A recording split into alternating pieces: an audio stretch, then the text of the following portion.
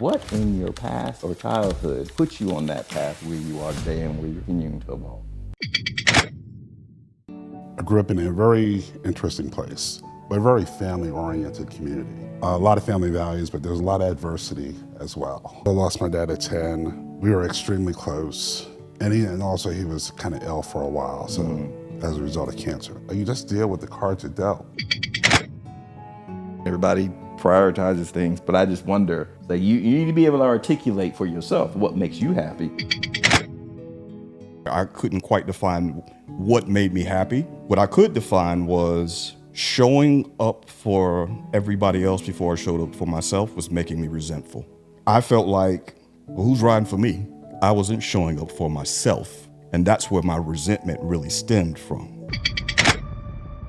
That resentment was released, and I could be more present and available for other people because I was filling my own cup up first. I don't care about titles, I don't care about this or affiliation, and whatever I need to do to provide for my family. And I've seen people fall, they get caught up in titles until, and then they have a little disruption, maybe a big disruption, and then the whole identity is lost. They literally disappear, right, because they were caught up in their own titles. Oh man, those titles are rented. Title is husband, father, son, that's my title.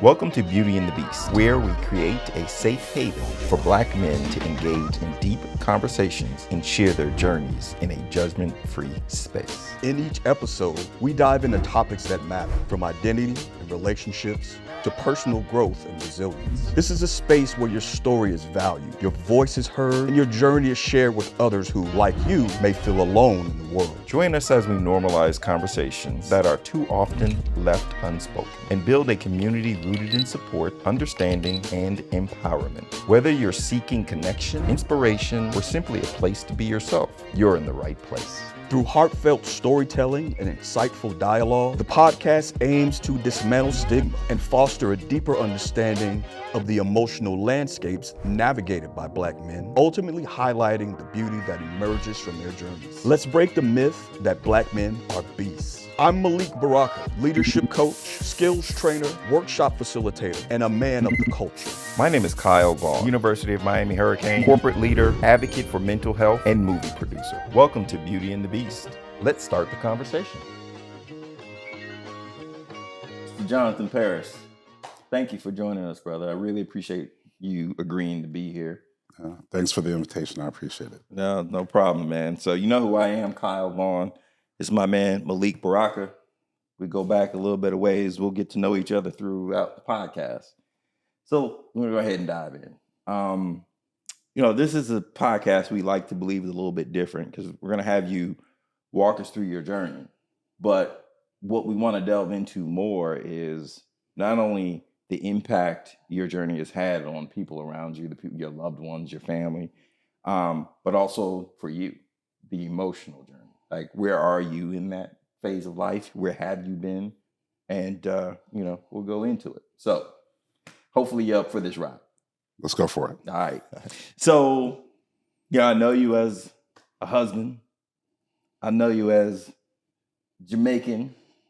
I know you as a wealth manager. I know you as a loving father to your beautiful daughter. Having said all that, having set that as your foundation of who you are today, what in your past or childhood put you on that path to where you are today and where you're continuing to evolve? Cool. Great question. I think there's kind of multifactorial. One, kind of lost my dad when I was very young, so when I was 10. So cherishing family, being present, setting boundaries for my family are really, really important. And so demonstrating and putting forth effort to be a better husband every single day, a better dad every single day, a better brother every single day, a better son every single day, better partner, better resources of friends and extended family. I really focus on that because I know what it's like to have a void. And so that's informative. Next,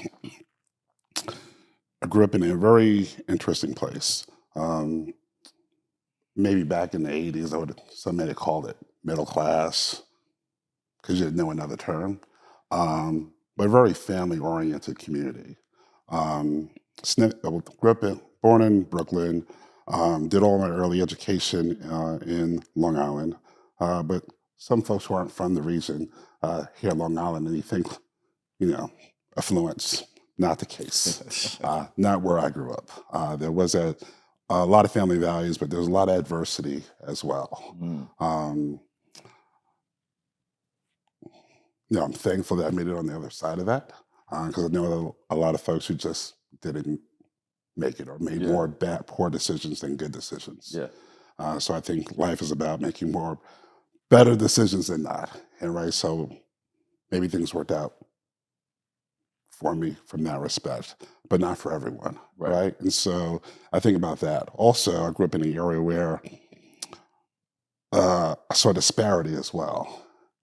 And so when I was young, 10, 9, 11, 12, I just saw it as these people made bad decisions and these people made better decisions. Wasn't really aware of institutional racism, lack of access to capital, lack of access to informed advice, redlining. Wasn't aware of that. All I knew was like, hey, how is it that these people live this way and these people live this way? A lot worse. Yeah. And I was like closer to worse, but I had all the right stuff, right? Community, family values, a mother who loved me, aunties who loved me, uncles who cared about me, neighbors who cared about me, friends whose parents saw something in me and maybe leaned in a little bit more that informed my path forward. Gotcha. Yeah. Gotcha. You talked about losing your father at a pretty young age, and this isn't the first time one of our guests have dealt with that. That's exactly what I was thinking, bro. Yeah. And we kind of asked this question of that guest as well.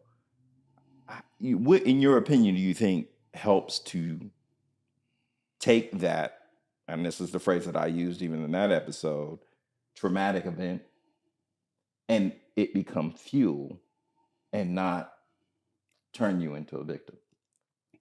Well, there's a few things. So although I lost my dad at 10, we were extremely close. And also he was kind of ill for a while. So as a result of cancer. So we had a lot of, I guess, man conversations when I was 5, 6, 7, 8. And he was like, listen, man, like, if I'm not here, like, you got to take care of your mother and your sister. Word. And so these are conversations I'm having at a young age, but like, I suspect I was up for the challenge. And dealing with adversity at such a young age, you just deal with the cards you're dealt. It's kind of how I live. I don't wish for that, wish for this, how come this, how come that. Nah, these are my cards. And let me play the best hand I can with what I got. And yes, I'm extremely ambitious. I believe I deserve everything that I want for me and my family. But I'm starting with the cards that I'm dealt. Right. And that's just what it is. Yeah, I connect with that, bro. And specifically, the thing that jumped out at me was when you used the word void. Having that void, like once your father passed. And that's part of my experiences as well, right? Where my father didn't pass, but my father wasn't present. And at the time, I don't think that I had the awareness or the language to be able to express what I felt. But what it led me to do was find father figures, right? Whether it be, other people in my family, but also a lot of people outside of my family who helped me kind of navigate manhood in a way that felt right for me, because I was a pretty kind kid, right? Very much like my son. Like he's an extreme version of me in that way, but like just this deep sense of kindness, never wanted to hurt or offend anybody. Um, and it was unintentional that I started collecting these father figures. I'm curious to know, like, for you, were you aware of that void at the time, and did you intentionally look to fill it, or is that just in hindsight that you can see that? I don't think there was like any singular figure. There was no one person where I said, "Hey, I want to be like that person." Right. But I was like, there were a lot of people around me where I'm like, "Wow, I like that about them." So, um, had an uncle, one uncle in particular, like he did everything. He could play basketball. He cycled, Bear Mountain in New York. Mm. He would ride his bike from like Long Island to Brooklyn. He could cook. He could fix things. He was just awesome. And so I just admired that about him. And then also, he filled every void for the family. You Mm. know what I mean? Wow. Oh, so and so has to go to the hospital. Look, got it. Don't worry about it. Yeah. So and so needs to go to soccer practice because I'm too young to drive my sister to this or that. Like he was there. Like so he was always there. Wow. And so he was like Superman to me. Mm. And I just admire how he was there for everybody. Um, Do you think that shapes? Because one thing I know about Jonathan is he is always there for his family. Mm-hmm. Like I don't know a time when he's just not. Like this man is like a pillar. Yeah. And do you think that uncle is a direct influence on how you are as a husband and a father? yeah, absolutely. Right. And so, there are gaps to be filled. Right. And I saw him and my aunt fill the gaps for everyone. And so, and then, you come across people as you get older who kind of share lessons with you. And some who, really lean in a little harder. Mm-hmm. Then some who talk to you a certain way because they want to make sure the message lands really hard. Mm. And so, had a moving moment some time ago.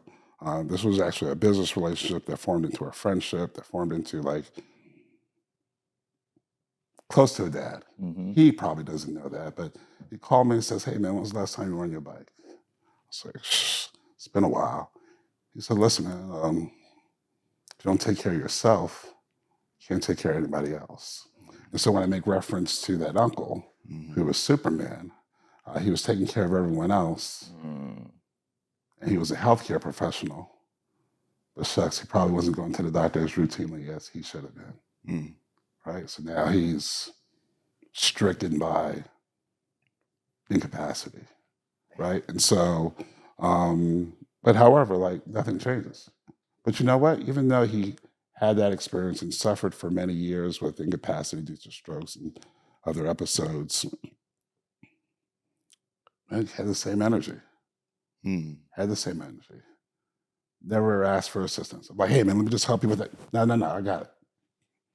In his wheelchair as he's moving around. "I got this." Mm-hmm. And so his energy was the same. He laughed the same. He would continue to call me and check on me. "How you doing, man? How's everything? How's the family?" And so his energy never wavered, Mm. despite the obstacles he's now managing for himself because of the situation. So yeah, that definitely informs kind of the way I see the world, and how I carry myself, and some of my strong, unwavering convictions. So that's so here's a couple ways I want to go with this. The first is a lot of times we can, and I know for me, right?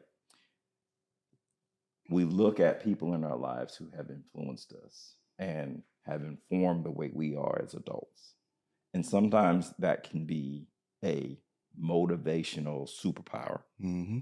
And other times, even that same thing, like basically your biggest strength can also be your greatest weakness. Sure.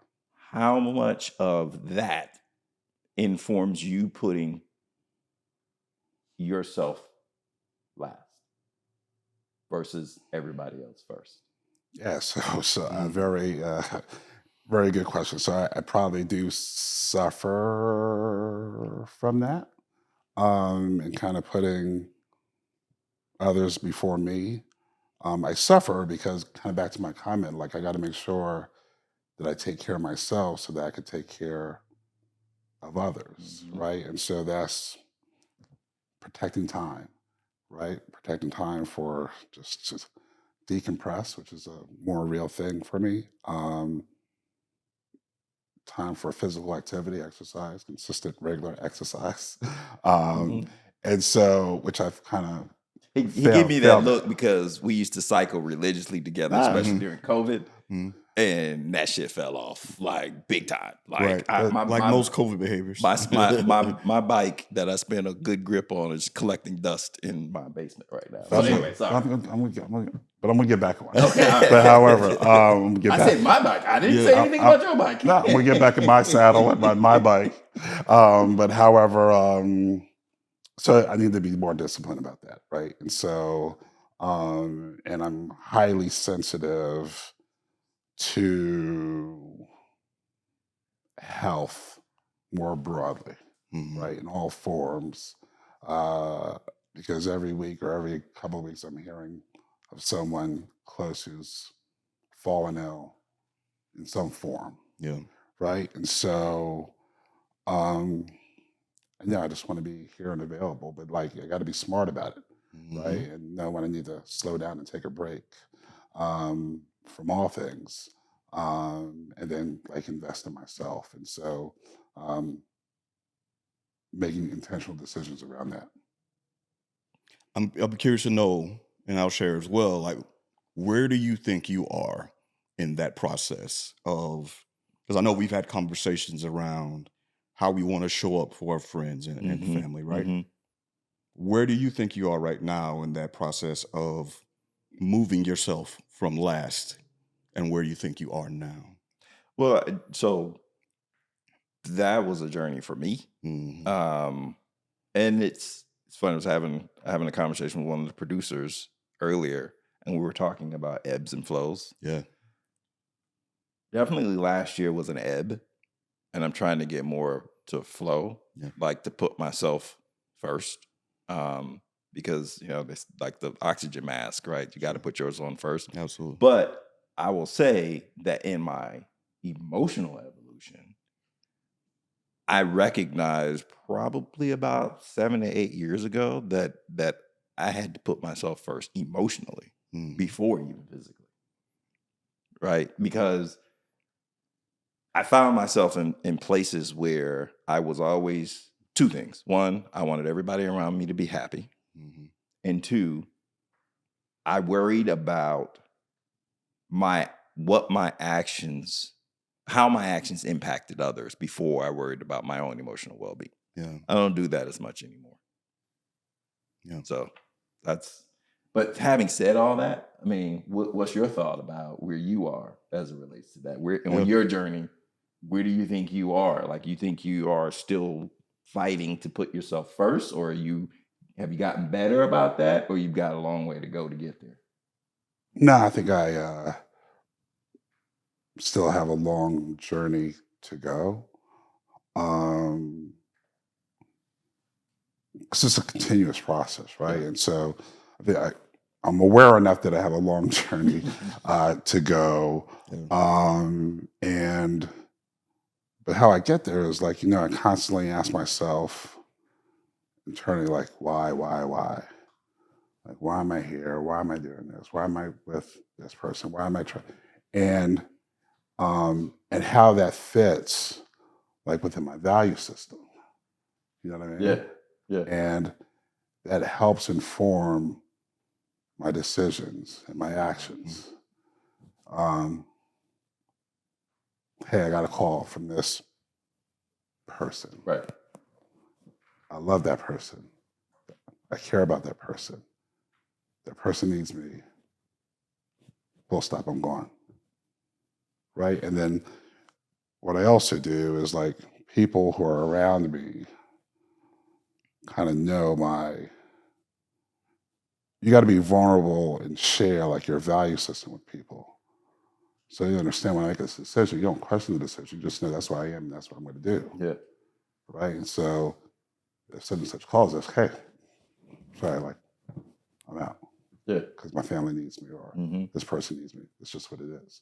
And so sharing that value system, like people like then got to get a like further insight to kind of who you are. Yeah. You know, and so like you get it. You know what I mean? You know what I find interesting about this conversation, right? And what just came to mind is, so we talk fairly often, at least once a week, at least. A couple of weeks will go by sometimes when we don't connect, but what I find interesting about this conversation and the dialogue and how we start in that dialogue is I ask him how he's doing. He asks me how I'm doing. And one of the first responses I get from him is, I'm just trying to keep my family happy. Mm-hmm. That's like how he starts the conversation. Mm-hmm.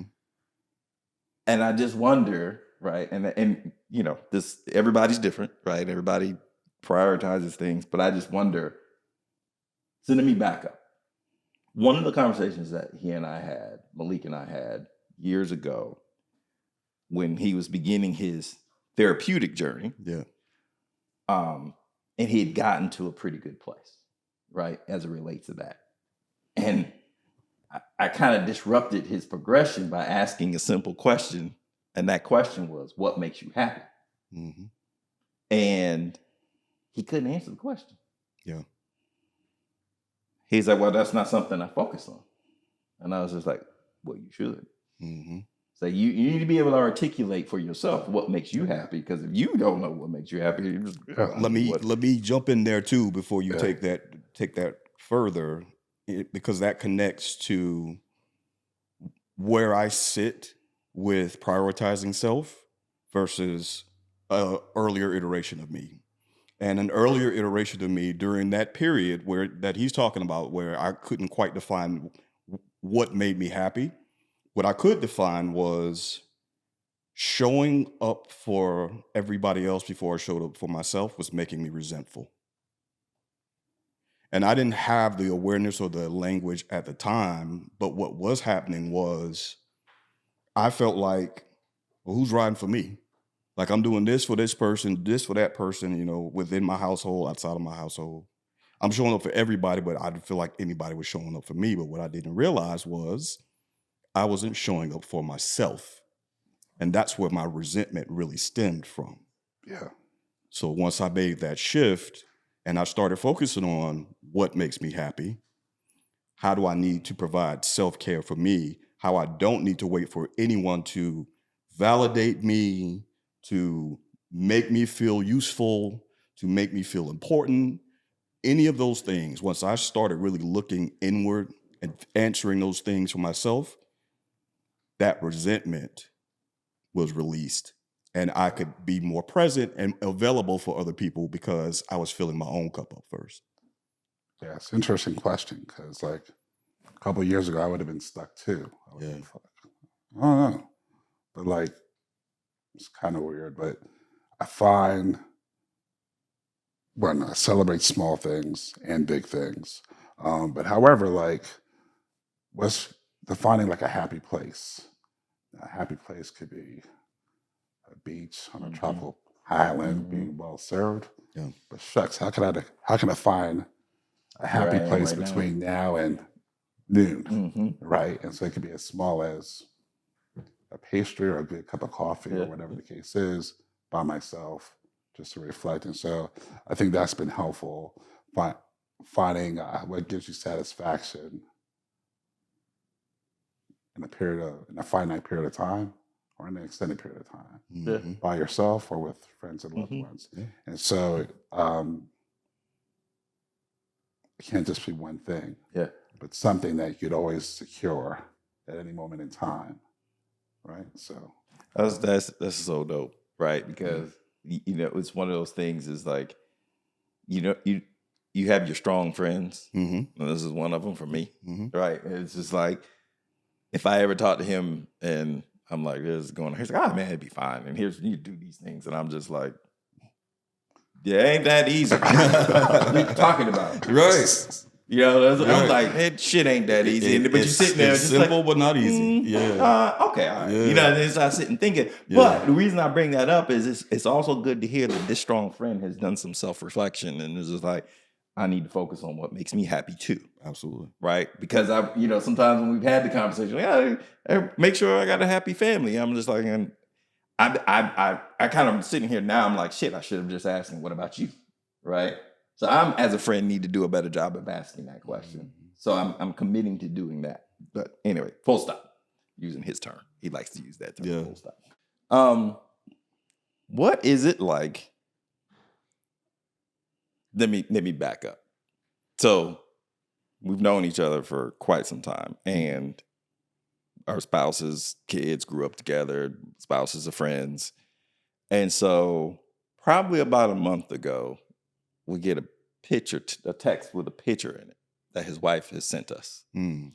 And this picture is from elementary school. Now, I said it's again, elementary school. Right. They are both in the picture. Elementary school. He and his wife. He and his wife. Okay. Right? And she's there, and you can see who she is. She looks quite young. And you see this other young man, I think in the back row, and he's like, in elementary school, with all his personality, and you see this cool brother sitting here now. Right. So there's another one I can take somewhere. We're gonna get to Jigga in a second, but we'll wait for that a little later on. But what is it like? Because I don't have this experience, and I don't think you do either. To have known your wife since elementary school. Absolutely not. Yeah. You know, clearly it's my lived experience, but I guess the great thing is one, we're close in age. She'll laugh about that comment. We grew up in the same neighborhood, and yes, she did elementary, middle, and high school, and kind of went to different regions of the U.S. for college. But we have the same childhood memories, right? Remember when? Remember him? Remember her? Remember when? So that's kind of cool. Yeah. And so it's not like I have to explain, hey, when I grew up in this area of the U.S. or New York. No, like we have the same journey, right? Same education, early education, same age. And so it's kind of cool, right? You're not trying to explain something. Right. There's no cultural difference in terms of with our upbringing. Clearly, our parents had different journeys.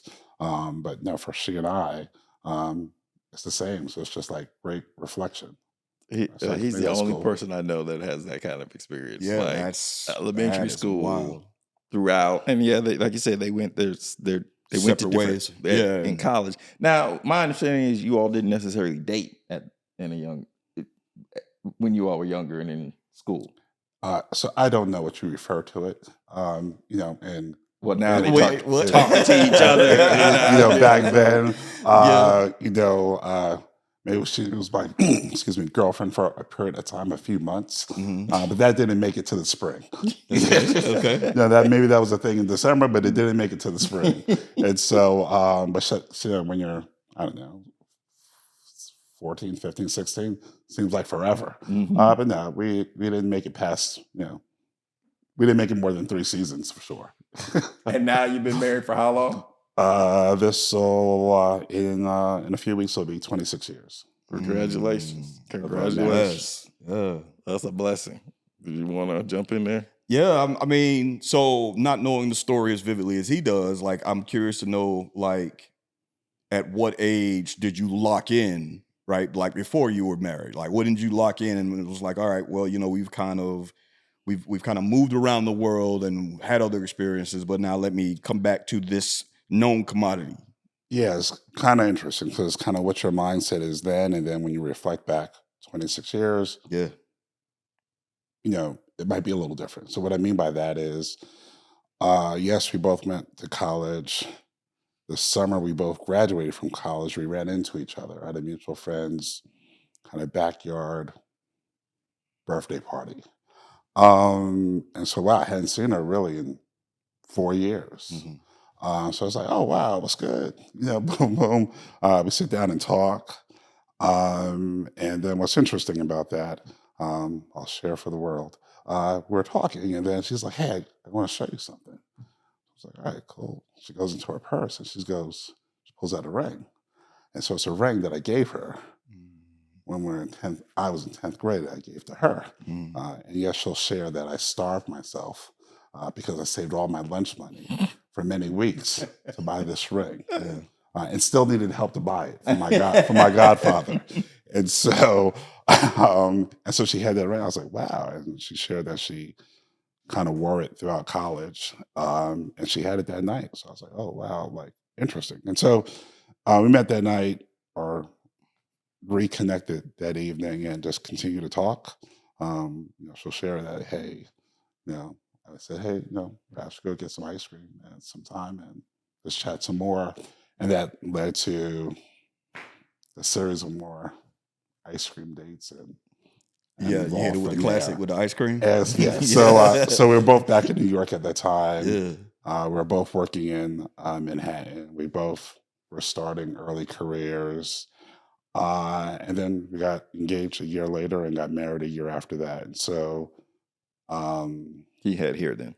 I did have hair then. You should double click on that, but so it's interesting. Back then, we were like, hey, at 20, we got married. I think I was 25.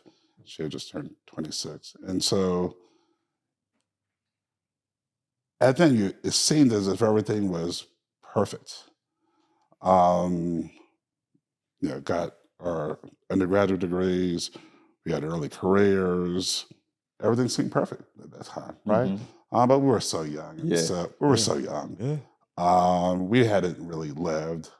And so I think she would agree there was more living to do, but it would not have changed who we decided to make our life partners. We would still chose each other. And so, and through that, we kind of managed a lot together as a young couple, but things just were working out. Right. Relatively speaking. So. What made you feel at 25 like, yes, I'm ready to commit to this woman for life? So it was a few things. The biggest thing was I viewed her as extremely ambitious and big vision. And so I was like, hey, well, if I'm going to take on a wife, and perhaps that wife will be the mother of my children, I want her to be able to share that vision and conviction with my children. The next thing, probably never shared this publicly, like, hey man, you want something nice on your arm? As you mature and go out into the world, and you want a lady that can walk in some high heels and knows how to put on a gown and be presentable to the world, right? And so she exemplified that at a young age. So that was that too. Probably never shared that publicly. Yeah, well, yeah. But in turn, right, like I got to own part of that too, right? I got now to tie a tie and a self-tie. A self-tie. And a clip-on. Yeah, not a clip-on. And so, and put on a jacket and how to tailor your suit and take your bride out. And so it just seemed to work. It was primarily her vision, high conviction, her dreams, and she knew how to cast dreams. I knew how to latch on. So that was full stop, number one. Full stop. There we go. Yeah. I feel that, and I'll just say this one thing before you jump in. I connect with that sentiment. Like you said, it's the first time you shared it publicly, but I connect with that sentiment deeply because it was a big deal for me that my wife could move from Bankhead to the boardroom, right? She had that range.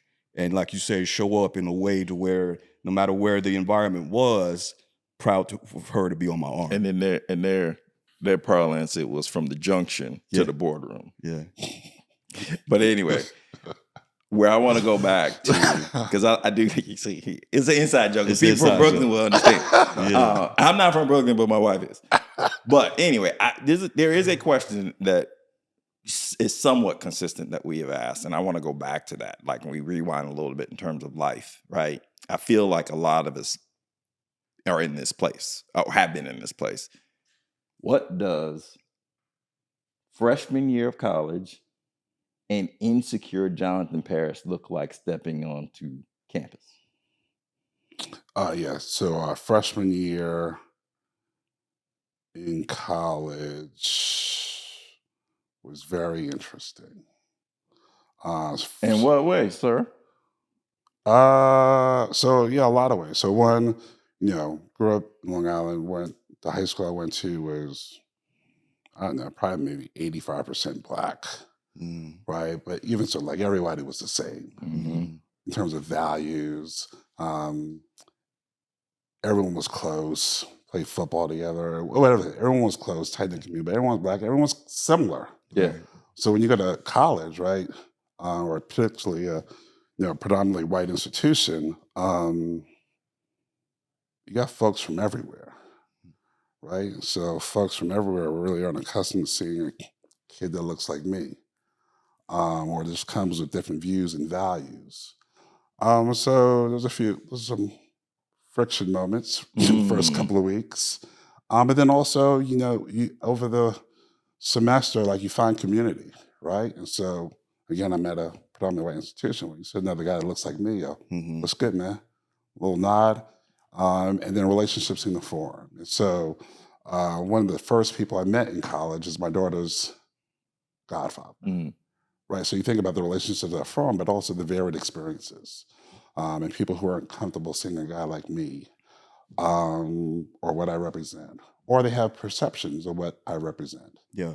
And perhaps they're negative, right? So that creates a little bit of tension and adversity. But that was freshman year. But after that, it was great, man. I found community, and the community was kind of layered, right? So I come from like an area of New York, Long Island, high concentration of black people. And there's rival high schools. And so you went to that, oh yeah, I'm from there. And and so, their cousins, their brothers and all that. And so community forms. And then I was an athlete in college, sort of high school, decent. But in college, I said, hey, I don't want to be an athlete. I just want to be like a student leader. I was never that. So I was in student government, National Association of Black Accountants, Black Students Organization. So real quick before you go on, what? Okay, because I and you said it's a freshman year you started doing all this, like getting involved at that level, or was this over the course of your college career? Over the course of the college career, engagement was early, and then leadership followed. So sorry to keep cutting you off, but what I want to make sure we don't leave on the table is the insecurities that show up in freshman year, and like what does that look like, and were they there, and like how do you overcome those insecurities? Insecurities, or is it just like, hey, this is just a new place, and so maybe they're synonymous, and maybe it's like you're just in a new place, so you got to figure it out, right? And then I'm thankful for the early adversity, because it allowed me to kind of navigate things. Like I want to experience adversity early as possible. Yeah.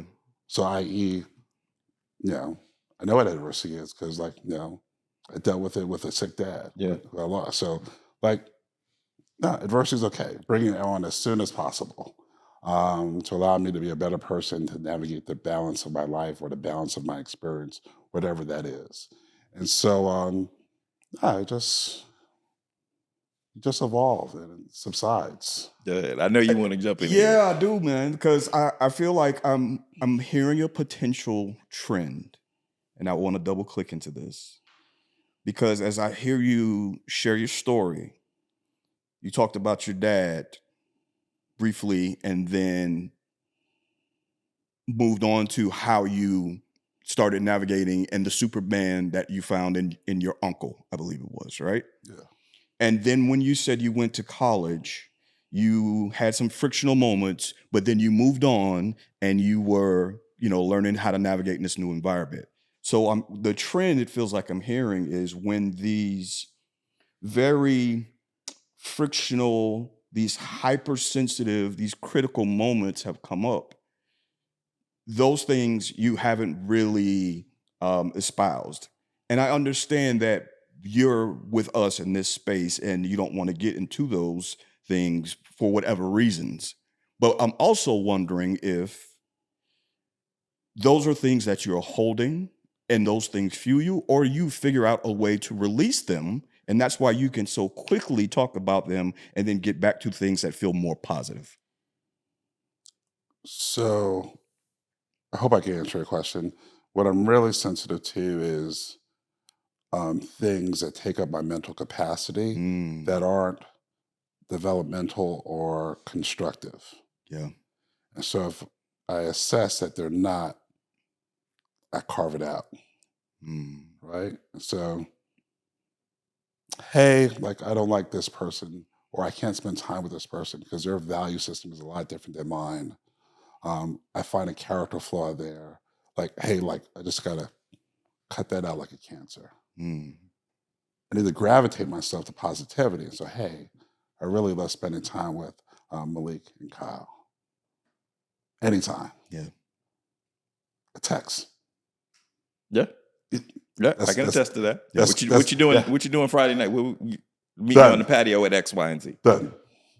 Right. And so that's what it is. So it's, I'm really, really, really like with precision, like, hey, if this is not healthy, just cutting it out. If this is not accretive to my system, my universe, like, cut it out. So it's just funny because you're hitting on something that also is, it's funny how themes keep coming up, right?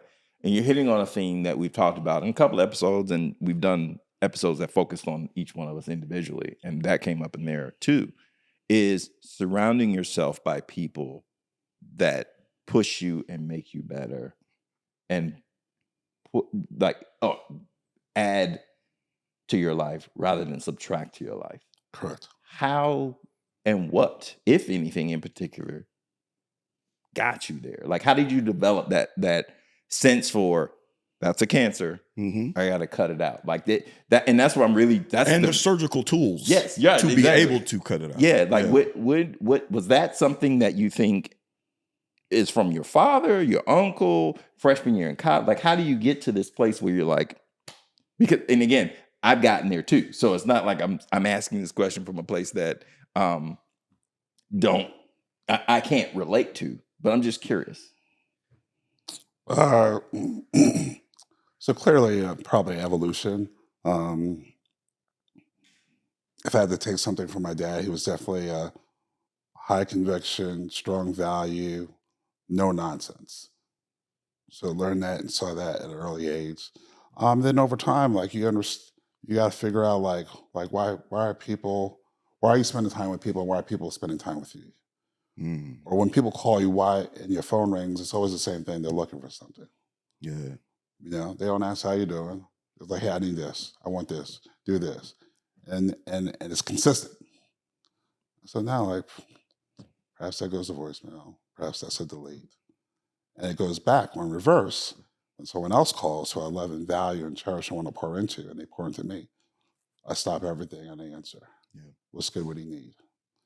And so goes back to relationships, right? I had a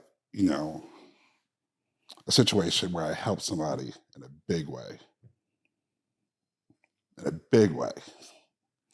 And maybe a couple months later, I called them. I says, hey, I need you to help this person. They wouldn't do it, wouldn't return the phone call, nothing. I was like, wow.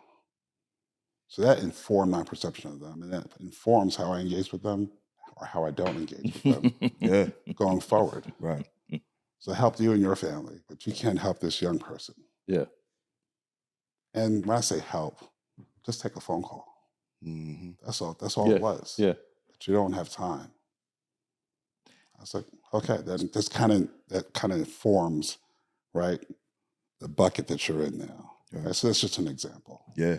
So just real quick, I want to interject that, this is a great dialogue and conversation about how you surround yourself with positivity and positive people that add to your life. And I want to just continue that dialogue with the guests and the audience, if you will, on our social networks. Check us out on Instagram, TikTok, you name it, we'll be there. And with that, we're going to take a break.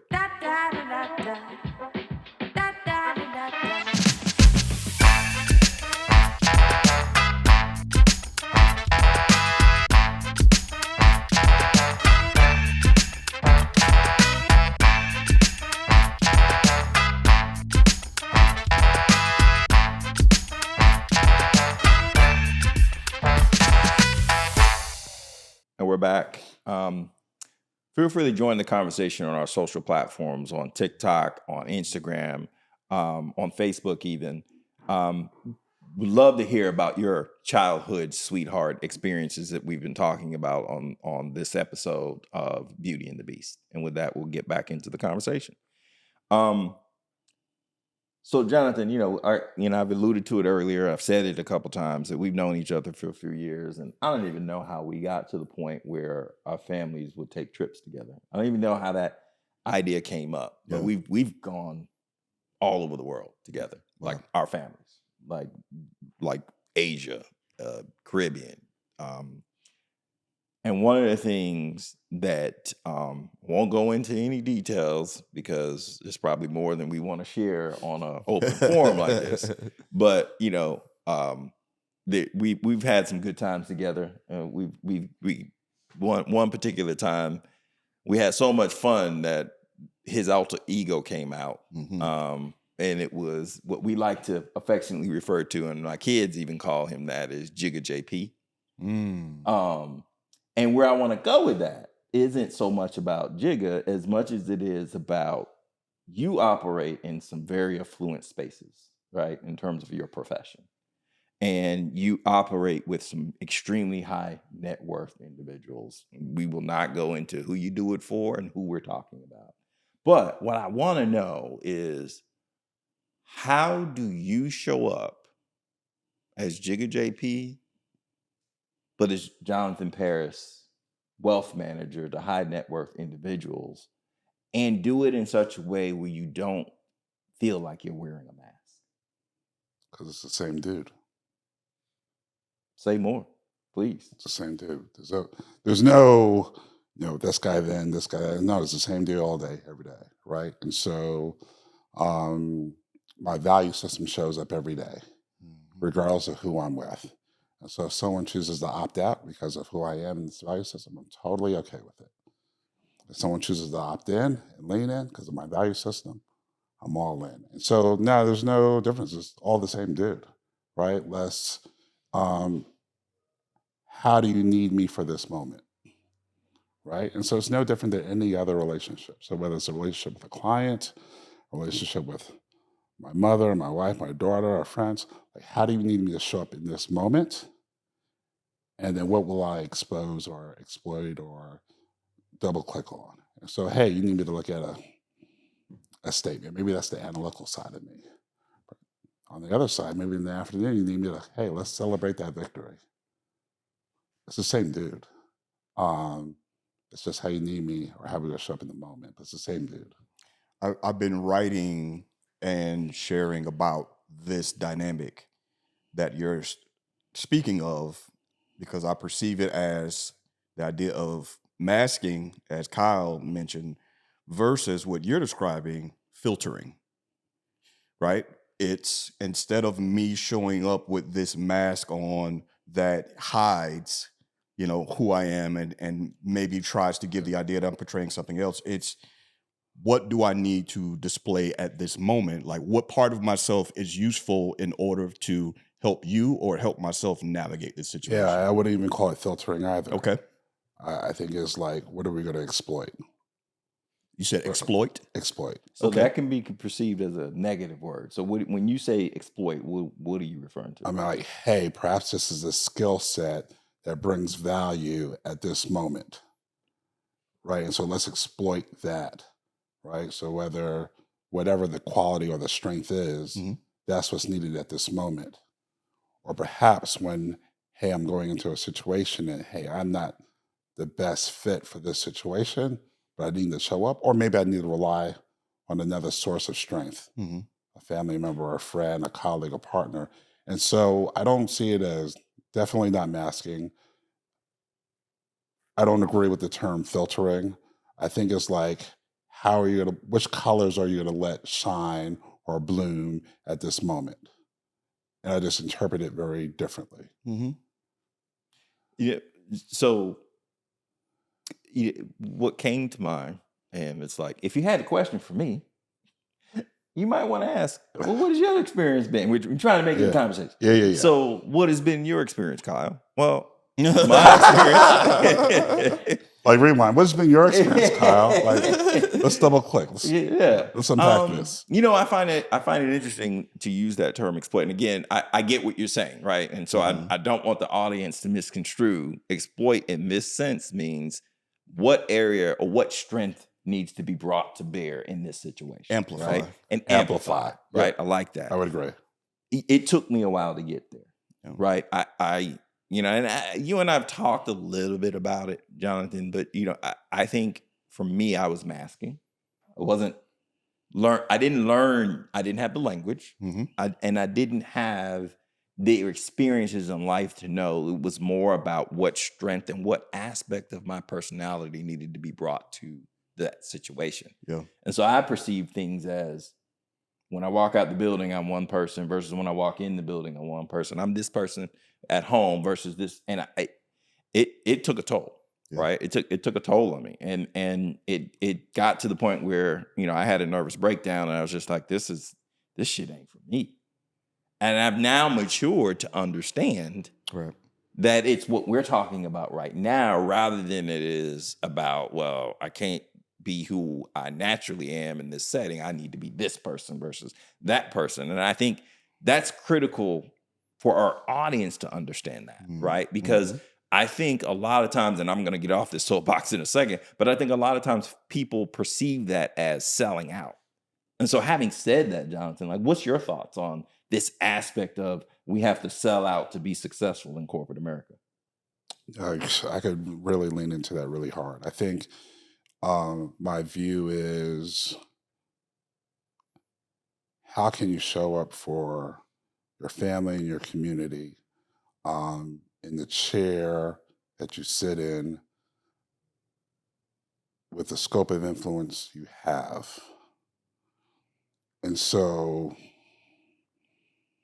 I won't talk about it because you'll never read it in the New York Times or the local paper, but like, I think I've done some incredible things to uplift our community and support important institutions in our community. And no one would know because I don't care to advertise it, but I definitely was instrumental, right? And so those organizations know what happened or what I did or what I was able to influence or what became an opportunity because I just leaned in. Yeah.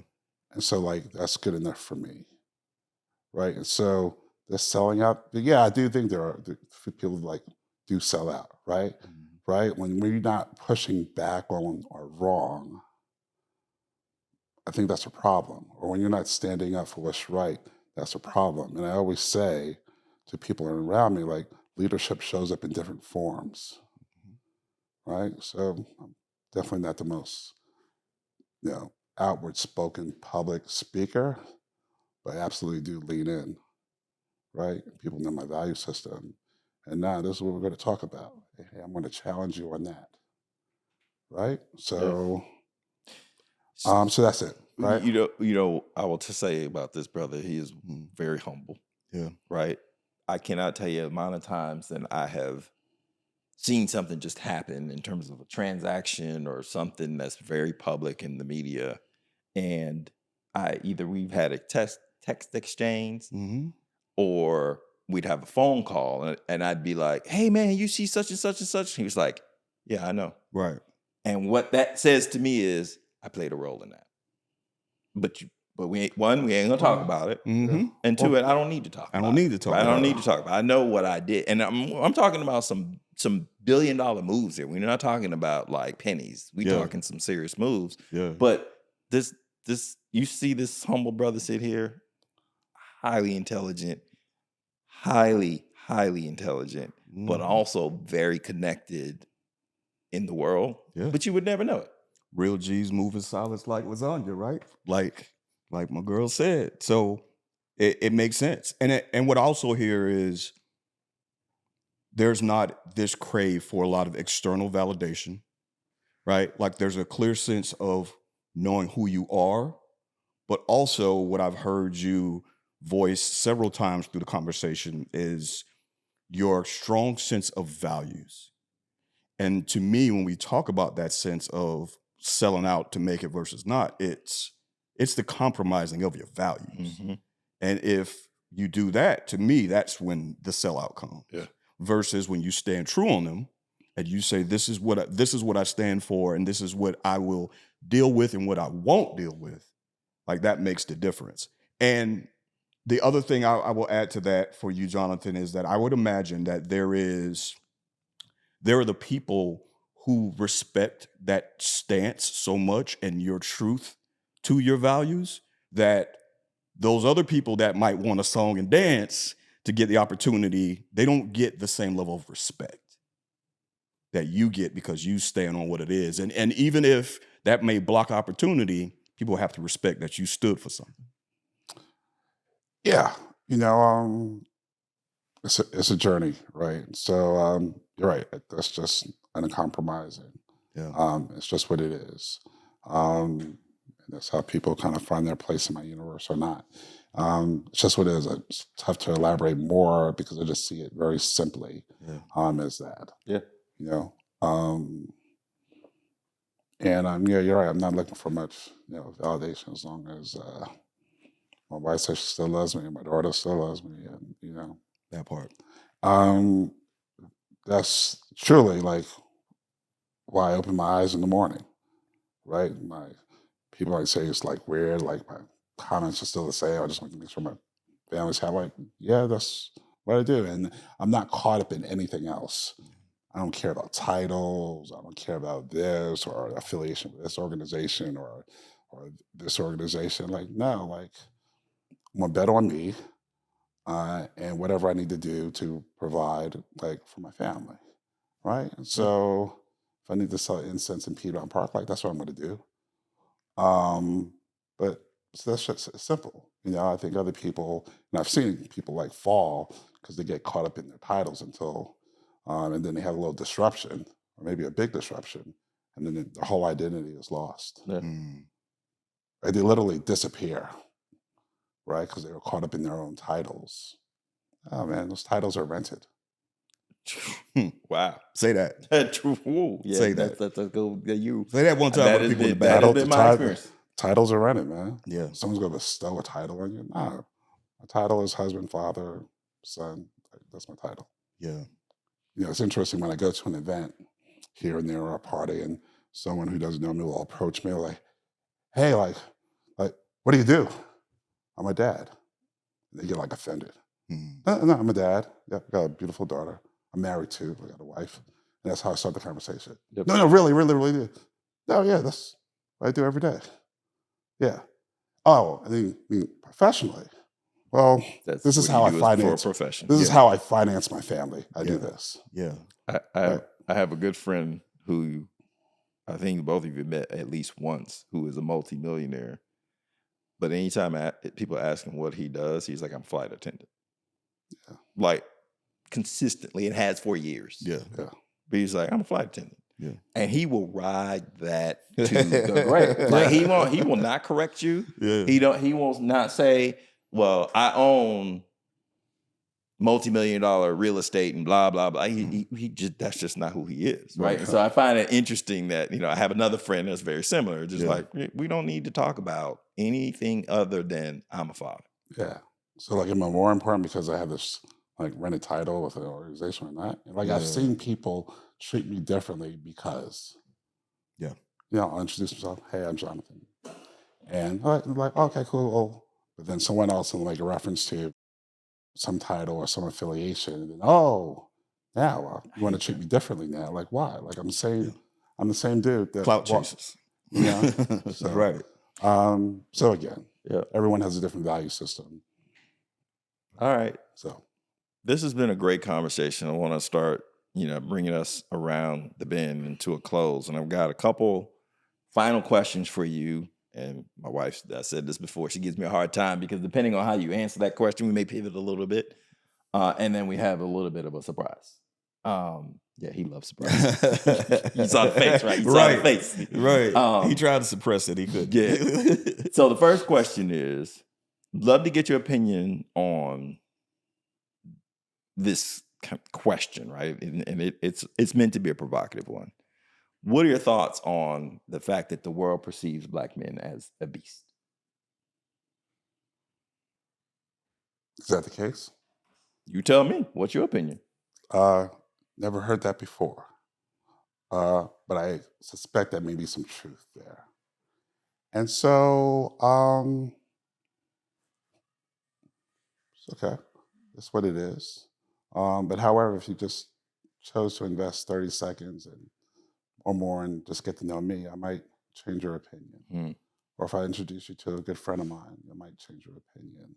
If I invite you to a gathering with my closest friends, I might change your opinion. You may have a different perception. And then if you cascade that experience amongst your circle, amongst your universe, maybe the world will begin to have a different opinion of what someone like you or I look like and how they categorize that person. And so that's my view.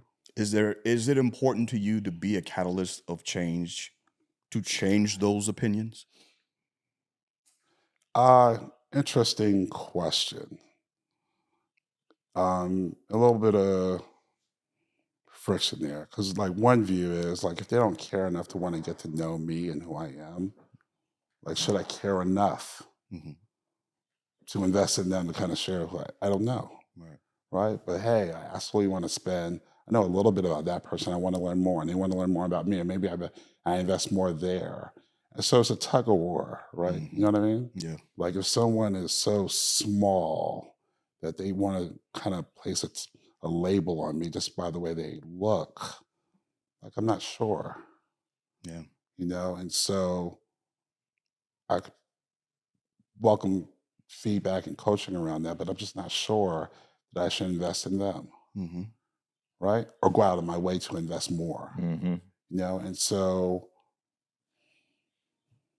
I'm not sure I have the best answer, but that's my framing. Sure. Right? Where should I invest my time? That was a theme earlier in the conversation. Where should I invest my time? Where will I get the most reward? Will I be most fulfilled? And perhaps where can there be a multiplier effect? Right? Yeah. I was somewhere recently. I was in Baltimore. I'm with a group of men, all in suits. And all the folks there were like, wow, what's going on? What's going on? What's going on? Why can't we just be a bunch of men in suits conducting business? What's going on? And so I appreciated the question, right? Is this a reunion? Is this a fraternity thing? Like, what's going on? And so I appreciate it, right? She inquired. She didn't assume anything. And so it just takes that little bit, right? And then, wow, now I want to invest a little bit more in you and share that, hey, we're conducting some business. We're trying to make a difference, and this is how we do it. And so this is what we do around the country every so often, whatever it is. But she didn't just assume, she didn't just guess. She kind of engaged and said, hey, you guys look great. Like, what are you doing? What's going on? I was like, oh, cool. Let me share a little bit more. Although I might wonder if that question was rooted in. Yeah, it could have been. But at least she engaged me. But she did ask. Right. She didn't just walk away with whatever assumption she made. Yeah, she engaged me. Yeah. And so I was complimentary. I was like, oh, that's awesome. Yeah. And so I applaud that, right? And I want to invest in her, right? So I think final question. We'll see. what in this world, whether it be family, not family, professional, personal, but what in this world makes you feel loved?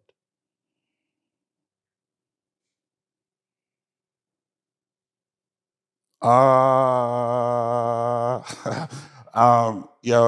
I had to pick I would generally say just family. Broadly speaking, family. Yeah. Yeah. I mean, I could talk Yeah. for about 3 more hours just on that, but simply family. All right. So one of the things that we do on this podcast that we try to keep a secret until we do it is we reach out to someone that loves you. The sit-up. Yeah, you saw it. And we ask them to write a letter to you telling us and the audience how they have experienced you on your emotional journey. So I have a letter here from Miss Sharon, your darling wife, that I'm about to read to you. Yeah, I'm loving this facial expressions that we're getting from this. He's like, where is this going? Yeah. All right, so here we go. Even the neck. Like, his neck. Yeah. Dear Jonathan, we've known each other since we were 5. Just 2 kids from Uniondale, growing up playing tag and kickball in the street at the corner of Spring and Winter Avenue, the Seasons. Who knew back then that we were beginning a lifelong story? One filled with more layers than either of us could have imagined. It hasn't always been easy. We've seen the good, the bad, and the truly messy. Losing your dad at such a young age forced you to grow up far too fast. And from that moment, you carried the weight of manhood on your small shoulders. Stepping into the role of protector for your mom and sisters before you even understood what that really meant. And then, in time, you brought that same fierce protection and presence into our marriage and later into fatherhood. This is a fierce protector of his daughter and his family in general. Hey. Jonathan, what people don't see, what they can't see, is the quiet weight you've carried for years. The way you bury your grief, your worries, your fears deep down and armor up for the world. You hold everything close to the vest and are frustratingly private. You always have, but I see you, especially the raw, unfinished edges you don't let anyone touch. Through it all, I've seen your evolution from a boy to a man who fought to become someone his father would be proud of, to a husband who's still figuring it out, and to a father who is already everything his daughter will ever need. And I want everyone listening to know the man behind the suit, the one behind the accolades and the swagger, he is deeply human, deeply devoted, and deeply loved. Skylar and I are both so lucky to be on the receiving end of that love. There have been moments in our 28 years together that tested us. Moments when I wasn't sure we'd find our way back. And still we did every time. Not because it was easy, but because you never ran. You stayed, you worked, you fought for us. And for that, I will always respect and love you. Now you sit in rooms full of titans of industry and people hang on your every word about the finance and wealth planning. But I know your truest wealth is your character. Amen to that. Your real legacy is the integrity, grit, and quiet loyalty that your family, friends, and clients you live by every day. So while the world may see the executive, the banker, I see the boy despite the grief and pressures of being a Black man that has built himself from scratch, the husband who has never stopped trying, and the father who found his greatest joy in loving and providing the example of a man for his daughter. You've done more than just arrive, Jonathan. You've become. And I'm proud of every part of your journey, our journey, even the hard, ugly, messy parts. Love always, Sharon. How does that make you feel, brother? So, it's my wife, so she sees everything unfiltered, right? So, in a way that probably no one else has. And so, my strongest moments and my weakest. That's what it is. And so I applaud her. And, and she gets frustrated by this, but I was like, hey, you want to stick around? But although I say it that way, it's so it's also a reaffirmation that we're continuing to invest together in each other, in our family. And so, she's the only one that sees it all, every aspect, the highs and the lows, the strongest and the weakest moments. And so, that's my partner. And so, we've done a lot from some naive kids who grew up together to people, individuals who achieved things independently and together, proud of what we achieved together. And so, thanks for sharing. No problem, brother. And with that, we're out.